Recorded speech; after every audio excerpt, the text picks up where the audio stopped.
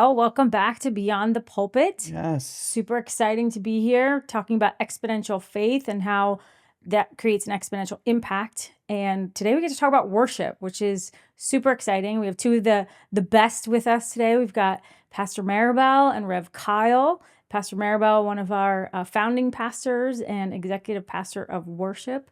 And so she knows a little bit, or a couple things about worship here. So we got a lot of years of wisdom and knowledge and experience in the studio with us today. And we've got Rev Kyle, who brings the passion. Yep, And the excitement and the energy. That's right. And Wow. the youth. Yeah, with us today. So we're super excited to have you guys here and have this conversation. So thanks for being here. Yeah, I think this is the first time.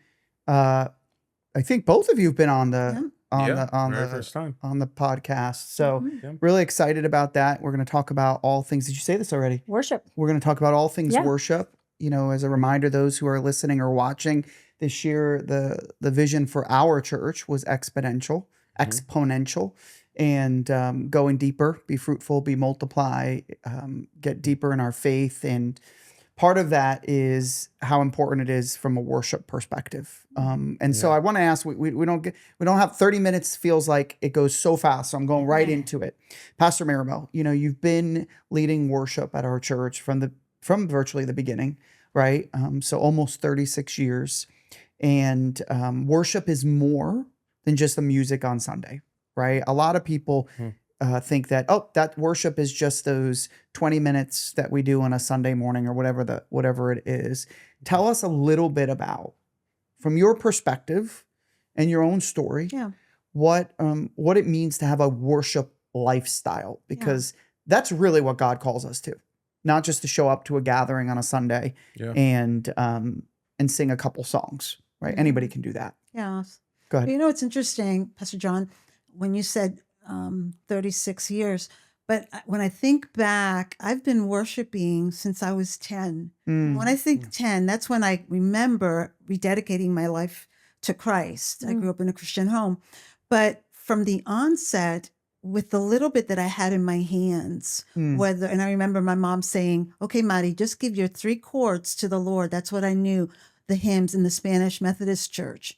And it went on when Randy and I got married. Then I was serving in the worship ministry there. But worship, we get to, from invitation from the Lord on a Sunday to come corporately. And we proclaim corporately these words, these songs that are many times prayers or declarations. But then you have Monday through Saturday. And then you're declaring those same things, and you're out of that love and out of that response to him, because he sets a table for us and he says, "Will you respond to my love?" Not religion. Will you respond to my love? So on a daily basis, for me, I'm responding to what he's already got for me. That's good.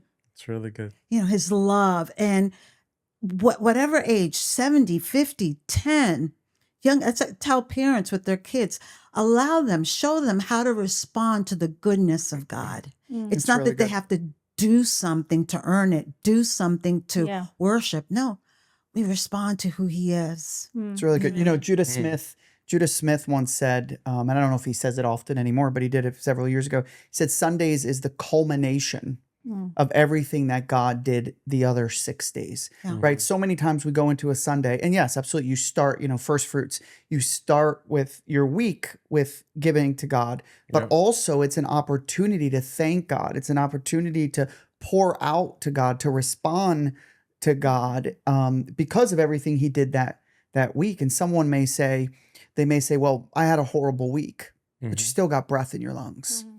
Right. And I think that's a really good, healthy perspective. Yes. That, Sundays is not the beginning. It's not the starting of, okay, I need to get, filled up, or I need to worship really, really hard so my week's really good. No. It's a response of everything that you've done throughout the week on your daily rhythm. Yeah, it's good. So Rev Kyle, we're teeing this one over to you now. Awesome. So worship is more than just songs, like we just talked about. So then what does it look like for you personally in your day-to-day, your life, right? Yeah. How do you weave this into your lifestyle? Yeah, you really teed me up for this one. I think it's exactly kind of what Pastor Maribel talked about. When your worship is not just, it is a response, but the response is every day. Yeah. So it's yes, we're building toward the Sunday. Yes, we're coming to the gathering with the believers. But when we're in worship, when we're walking through our day to day, the response to his faithfulness. Yeah. Like Romans chapter 12, it says, our first act of worship is sacrifice. So really it's obedience. So like when I look at my day to day and I'm like reading the word, getting up, being a good husband, being a good father, having tasks for church and just for life and networking, calling people, all of these different areas, we have so many opportunities to not be obedient to God, which being like him and being more like Christ. I think that's what worship has taught me in my day to day of becoming more like Christ every day as I worship him. Because as we worship, we're becoming more like, our hearts are being opened in order to really see his heart and respond the way he would. Yeah. So when we come together on a Sunday, that time together is like, all right, now we all can glorify God in one accord and unity for what he's done from the daily decisions of obedience and sacrifice. It's good. And that's like my day. Yeah, follow-up question, just to become a little more, to ask it a little more practically to both of you. And then we're going to pivot a little bit and get real deep in a moment. But what does it practically look like for both of you? So if someone was, hey, I'm new to this Jesus following thing, right? I'm new to this worship thing, right? Yeah, I went to the Brandon Lake Phil Wickham worship concert. Like, is that what you mean? Like, what is what does it practically look for you, like for you guys? And if someone was brand new, you're sitting across from them having coffee at a great coffee shop, and they say, hey, I'm new at following Jesus. Like, what can I do to start living out a worship lifestyle? So again, what does personal look like for you? And what advice would you give to someone just starting out? Did you want to say something? I just want to add to that because then it's we'll just keep also, asking. I know. So in addition to all that, because then somebody else might be thinking, well, like, I can't sing. I can't play an instrument. Like, you both have that gift, right? Yeah. God's implanted that gift in you, but somebody else is like, You can sing too. But let's stay focused. I found that out Let's stay that you focused. can sing. She can. She used to lead worship back in the day. Anyway, and why are you not singing? I got a lot of other things Okay, responsible well, for. I know. Well, once a month is We'll talk We're later. gonna end today's No, we're not. podcast in song. Yeah. I already planned it. Oh We're my gonna end gosh. in song. Anyways, if somebody can't, they don't, like, I can't sing. When I Yeah. sing, it doesn't sound great, whatever, or I don't know how to play an instrument. And so what does worship look like for them in their day-to-day practically, their That's why lifestyle? we say that worship is not a song. Mm. We get to worship through music. Yeah. But my life, and you quoted it, Romans 12. And if I could, I'll read it because our lives are living. It says here, therefore I urge you, brothers and sisters, in view of God's mercy, to offer your bodies. Yeah. It didn't say offer your song you're playing. Good. As a living sacrifice, holy and pleasing. This is your true and proper worship. There you go. There you go. So I'm washing dishes and I'm ministering to the Lord and my family. I'm sitting there no longer doing this, praise God, helping with homework, but with my children.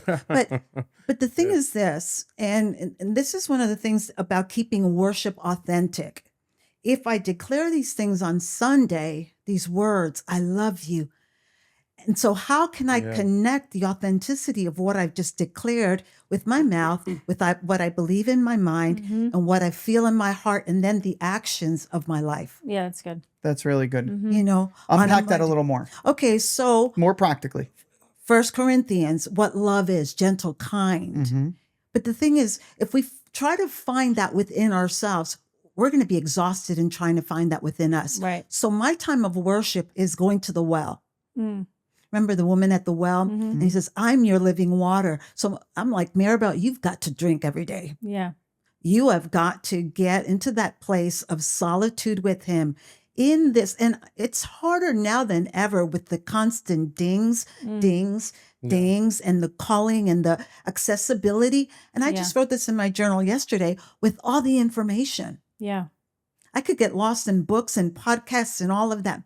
But taking the living word, what are you saying to me for this day? Yeah. The daily bread. And the daily bread, Mm-hmm. the manna for today. Mm-hmm.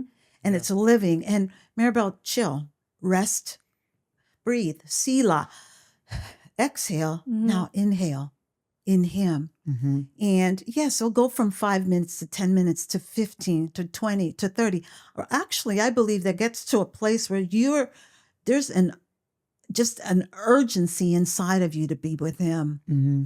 And really good. in our walk, it's not just in the morning, midday, I take a break. I go to the restroom Mm-hmm. and I sneak away from my peers and I have that time with Him, Mm-hmm. just conversing. Mm-hmm. At the end of day, Lord, I lay it all up. Mm-hmm. Those are some Yeah. It's good. practical. And you know what's interesting? I want you to respond, No, you're good. of course.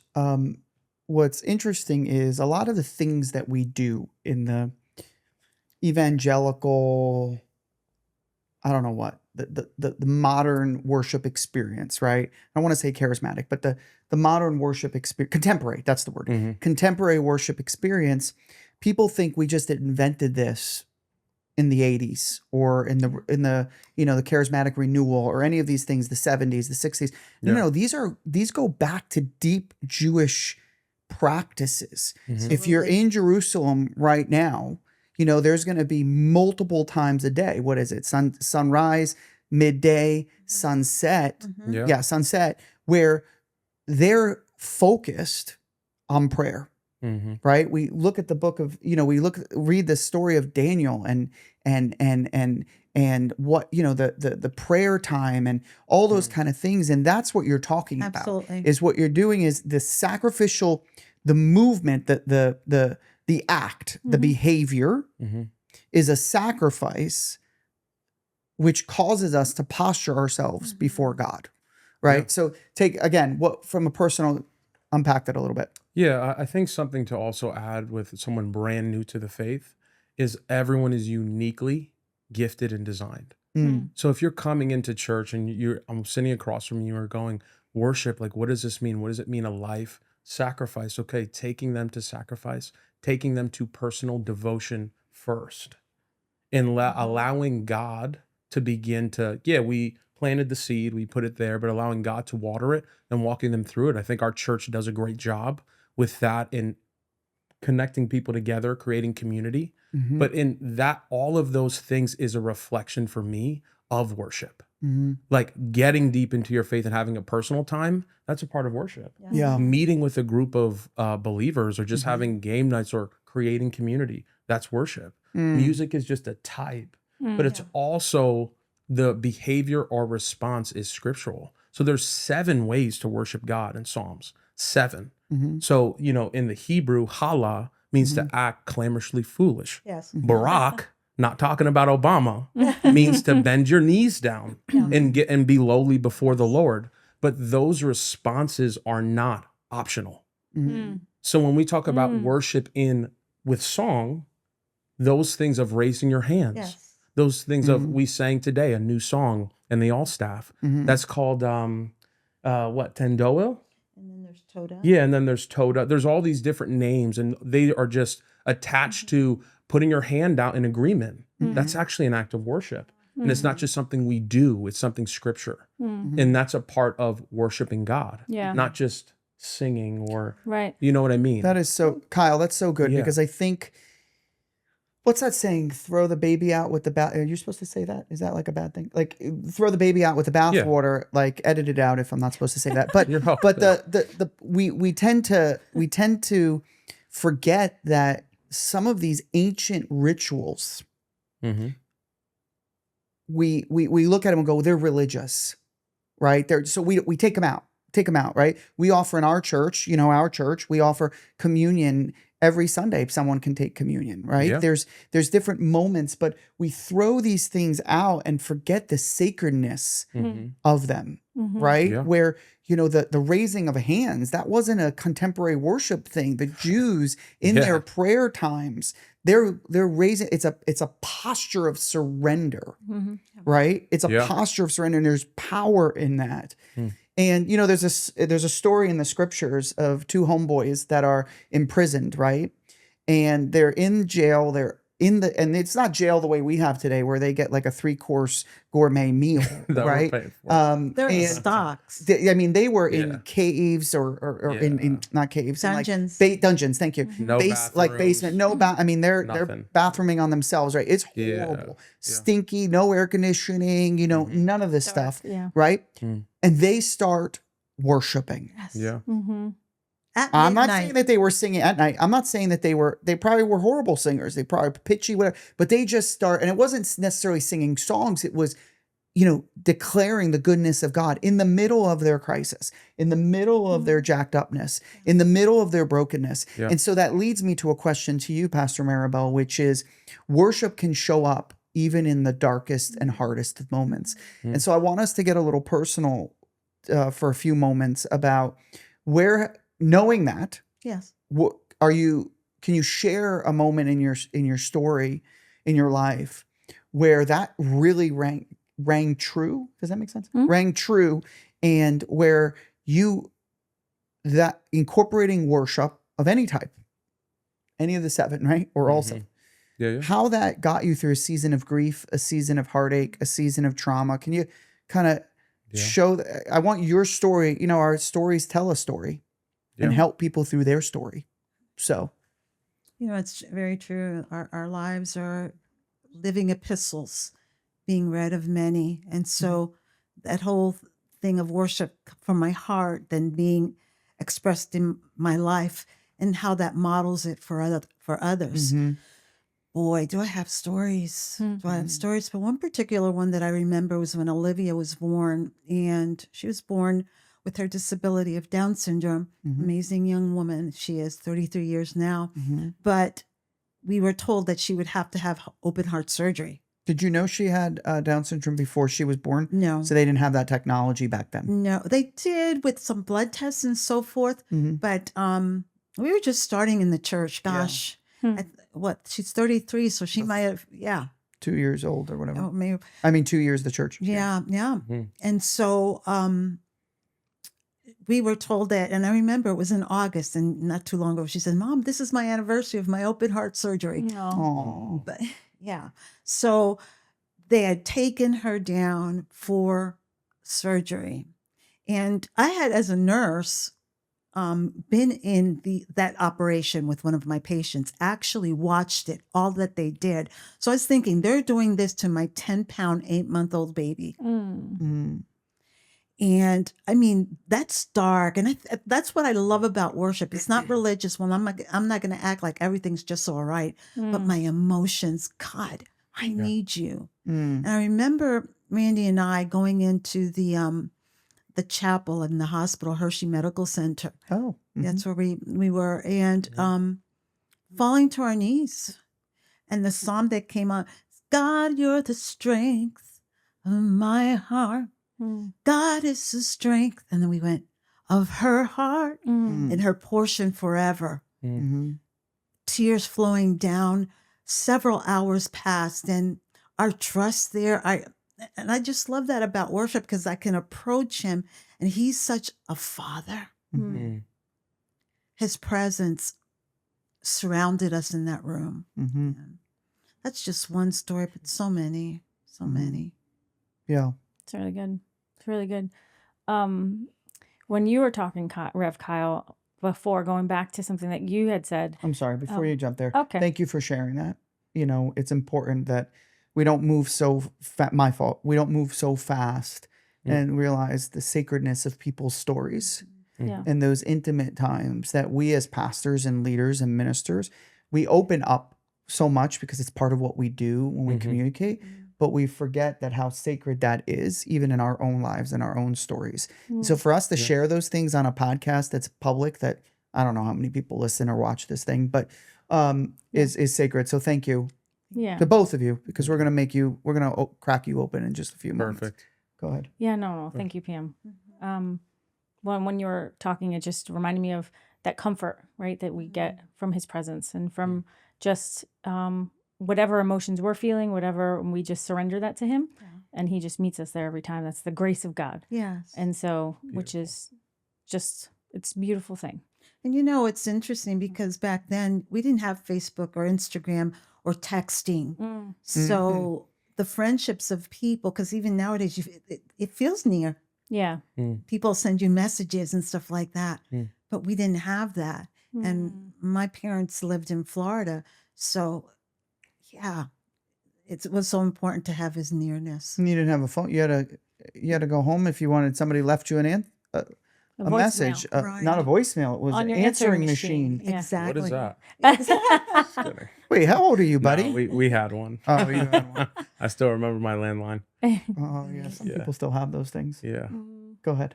Well, one thing that you had said that was, it just struck me as when we're talking about worship, we're talking about people who don't understand worship, the terms, right? All of that stuff, a new believer, somebody just coming to the Lord. And so one thing that just kind of came to me was just being aware, right? Being aware of God, being aware of his presence, and just inviting him into whatever you're doing throughout the day. Yeah.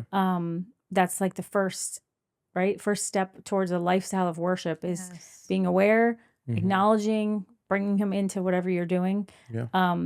And so that's the first step to walking in obedience. And you had talked about obedience a little bit when we started. So here's my question for you. You ready for it? All right. So how have you seen worship expressed through surrender and saying yes to God even when it was uncomfortable? Yeah, there's one like major pivot. I think I wouldn't be here at Life Church. I wouldn't be at this church if I didn't obey God. I'd probably be on a skyscraper somewhere in New York City or New Jersey. I remember I was driving. I had a commute. I was in the Union, and I was commuting from Easton to New York City every day. And that would be my time to like worship God. And I felt like there was something more for my life. But it was just like, you know, I was on a trajectory at work and everything was fine. And I remember in my car, I would just begin to weep. And the Holy Spirit's like, you need to go back and rebuild your foundation. And you need to go to school. And I was like, this is impossible. I can't go back to school. Like, I'm about to have my first kid. I'm on this trajectory with work. I'd be like dumb to give this up. Like, this is my family. I'm new. Yeah. Just bought a house and like all this stuff. And the Lord took me on like a 2-year journey. And, you know, within those 2 years, Chloe, you know, the Lord, thank God, told Chloe a year before that we were going to sell our house. Wow. Because he had to. Because she wasn't going to let it go. She's like, I'm not letting this house go in this community. And, but it was a year. I went to her and she cried for a while. And then she came to me one day and was like, all right, we're ready to sell it. Like, I'm good. And so we sold our house. And then I left the job in New York City and with no plan B and like actually like a lot of questions and moved into the basement of someone's house. Yeah. And this is where I intersected with Life Church. And what I wrote down was when I actually started the journey of becoming Wow. in general. Wow. Because so often good. when like I thought I was doing all these things with my job and I thought I've done all these things in the past, but you realize when you are in that space, it's like I'm just becoming again. Like I'm at exactly where I need to be. And I need all of these things. I need to go deeper. I need to be different. I need to become like Christ. I went from being cursed at every single day for 8 hours to working for a church. Wow. So you go and like, there's a lot of stuff to unpack there emotionally with perspectives, with understanding of God, even through what you've done in the past. So that was like a moment of true obedience. I remember when we sold, I was like, I am making the biggest mistake of my life. And then I remember when I gave my boss my 2 weeks notice, he's like, I'll see you on Monday. And I was like, no, you won't see me on Monday. This is it. And he's like, yeah, okay, yeah, I'll see you on Monday. And then I didn't show up and he texted me. He's like, where are you at? I said, I'm done. And it was just like, it's just so much community that I've known for like 7-8 years that God just took me out of, made us really small. It was like a 1 bedroom and then a kitchen and a small living room. And it was like, that was life. It was like an incubation period, right? Yeah. And I remember Chloe, I'll always remember, Chloe went on to the thrift store and got this tiny blue like couch thing that when you laid on it, your legs flipped over and it hurt. And she like wouldn't let me get rid of it.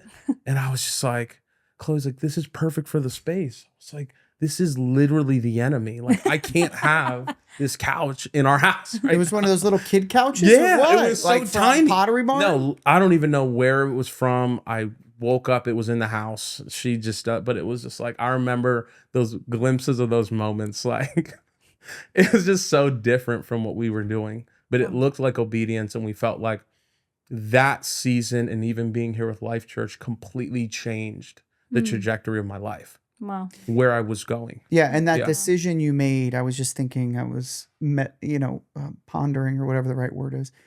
I'm not that good with those words, but is thinking back when I first met you, Mhm. and we're incredibly proud of who you've become Thank you. over the last couple of years. We all have work. We're all becoming. We're Yeah. all, it's the great thing about God. I said this today in our all staff. He's the Alpha and the Omega. He's the beginning and the end and the beginning. And there's no, there's no Right. break in God. Yeah. And so we should be on that same kind of trajectory of constantly moving. God is a God of movement, I believe. Yeah. And so we've seen so much of that. But I say that not just to compliment you, which I really mean it, but even more to show that an act of obedience Mhm. where you gave your life as worship or your Mhm. career as worship or your, that moment as Yeah. worship, changed a lot. I mean, it's impacted your life. You're a minister now, right? You're part of partnering with us as we partner with Jesus in building his church. And, Yeah. and other people may look at that and go, you took a demotion. Mhm. And I would say you took a promotion, Yeah. right? Because there's nothing better than being on the front row of seeing what Jesus is. Well, it's my is doing. kids. Like, my kids, Yeah. Benji goes around literally every Bible we give him, he gives to his friends outside on the street Aw. every time. And like the front row, and like, yes, I recorded them. They wanted to sing, so they sang Holy Forever, Benji and Sully. And it's like, I think it's those moments that I didn't anticipate on the other side of my obedience, of how God sees, how he's changing the hearts and minds and what my sons are seeing on the front row of this church that they didn't experience before Yeah. in this season of their life. And that was like, I didn't see that. I didn't know that. I didn't Yeah. experience. I'm Sure. like, never been here before, but it's like, Benji, we can't, you have to keep this Bible. Oh. Like, you can't give this away. But he just gives it away. He doesn't care. He's just like, Yeah. It's like, whatever, "Dad, no, I here. want We them just to bought know." that. No, Yeah. we just, but it's that I love part that. as well. It's a good, oh, Interesting. sorry, go ahead. It's interesting because as you're talking, I'm reminded of Abraham, Mm. and obedience Yeah. was what was linked with worship, Mhm. and sacrificing, giving up the thing that was the most precious he had waited for Yeah. so long, Yeah. and trust. But I think of how God had you and your wife on that trajectory, that journey, and because he's the amazing networker. He puts these constellations of our lives together. Yeah. He threads them Sure. like no man could do. Right. And what we were going through personally, what I was going through as a worship pastor, and in the need of someone that come and partner with me to continue to build the church, Yeah. and how the Lord put that together. Mhm. We were talking earlier about the expression body, soul, and spirit. Mhm. It's, yes, the 7 expressions, but it says, love me with all your heart, all your soul, all your life, all of it, Mhm. and that's trust. Yeah. Mhm. Yeah, that's real. Yeah, there's just so much, and we're running out of time. So I'm going to ask unless you have like a pressing question No, after go ahead. this one, You go. I'm going to ask one final question. We'll talk more in the future on future podcasts. But you talked about your kids, and it was a really good segue to what the question I was going to ask you is, for those that are listening who have families. I mean, we all have families, but meaning like kids and younger kids or teenagers. Either one of you respond, maybe Kyle, you first, or Pastor Maribel first, whichever one. How does someone incorporate a culture of worship practically, right? It's all about practicality here, practically into their homes with small kids. Like you tell the story of Benji and Solly wanting to sing Holy Forever, give away their Bible, his Bible. but something had to happen before that. What Yeah. paved Right? the way for that? Paved the way for that. So I love you have little kids. Yeah. You have adult kids. So I think for me and Chloe, well, I'll say because Chloe always reminds me, they watch everything that I do, Right. and for good or for bad. So I think for our family, again, going back to, and I just want to make sure if people are going to listen to this, it's unique. So if I do music, like I play instruments, I sing. So for me, it looks very different for someone who doesn't, but the obedience is still the same. If you read your word, if you have a prayer time, or if Benji will ask me, what are you doing? I'm reading the Bible. Be honest with your kids of what you're doing, because they will actually remember and they'll say things back. But for me personally, we every time they take a bath, I bring my guitar into the bathroom and we sing. They were on The Joy of the Lord. The joy of the Lord is my strength. They both love that song. So I would play it sitting on the toilet while they were in the bath. Amazing. wait, on the toilet seat. Yeah. Let's say the On seat. the toilet cover. Yeah. Whatever. Yeah, Just yeah. make sure I was that not this is- going to the bathroom for the record. Yeah. But Let's just make I that would just real quick. sit on the Before Pastor toilet, Maribel yeah. said she needed to drink, Yeah. and I wanted to clarify that she meant from the well of Jesus, Of the Holy Jesus, Spirit. Yeah, me not too. I'm like, whiskey and you yeah, need to go drink ahead. every night. Yeah. No, but that's something that I do every that. single night. I take my guitar and they'll play and they'll sing, or they'll be like, let's play this song. Or he likes Hail, Hail, Lion of Judah. That's like his favorite Which song one? on the planet. Which kid? Benji. Oh, Benji. Loves it. Hail, Hail. Like he'll just Yeah. go for it all around the house. But so Butt naked in the shower, every in time, the bathtub. just cheeks and Jesus at bath time. That's I don't know if why you got to I blurt want that out. Listen, I want that to be in the show notes. Cheeks and Jesus. Literally Okay, that's that. a directive. But I think you're onto something. Yeah. We're branding something. Yeah. I think Something cheeks and brewing. Jesus is a thing.